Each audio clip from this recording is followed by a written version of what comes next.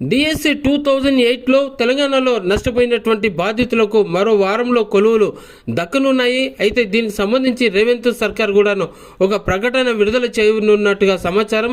అయితే గతంలో ఈ ప్రకటన ఇచ్చినప్పటికీ ప్రభుత్వం నిలబెట్టుకోలేదు. మరోమారు డిఎస్సి బాధితులకు న్యాయం చేసేందుకు ప్రభుత్వం ముందుకొచ్చినట్టుగా తెలుస్తుంది. అయితే ఈసారైనా ప్రభుత్వం మాట మీద నిలబడుతుందో లేదో అన్నది వేచి చూడాల్సిందే. ఇక డిఎస్సి 2008లో నష్టపోయిన మొత్తం 1399 మంది అభ్యర్థులకు విద్యాశాఖ వారం రోజుల్లో కాంట్రాక్ట్ విధానంలో ఉద్యోగాలు ఇవ్వనట్లుగా తెలుస్తుంది. ఇక వారందరినీ సెకండరీ గ్రేడ్ టీచర్స్గా నియమిస్తూ 1-2 రోజుల్లో ప్రభుత్వం ఉత్తర్వులు జారీ చేయనుంది.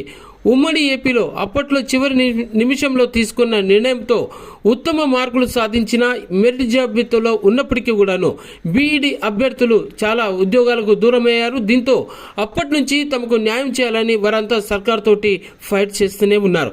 అయితే కాంగ్రెస్ అధికారంలోకి వస్తే న్యాయం చేస్తామని అసెంబ్లీ ఎన్నికల ముందు రేవంత్ రెడ్డి ఇచ్చిన హామీ, ఆ తర్వాత ప్రభుత్వం అధికారంలోకి వచ్చినా కూడా వారందరికీ కాంట్రాక్ట్ విధానంలో ఎస్జిటి ఉద్యోగాలను మినిమం టైం స్కేల్ కింద ఇవ్వాలని 2024లో సెప్టెంబర్ 24న నిర్ణయం తీసుకుంది.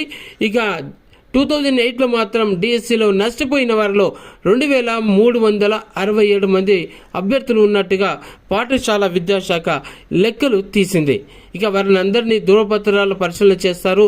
సో రాబోయే రోజుల్లో ఏ రకంగా దీనికి సంబంధించి రిక్రూట్మెంట్ ఎలా కొనసాగుతారో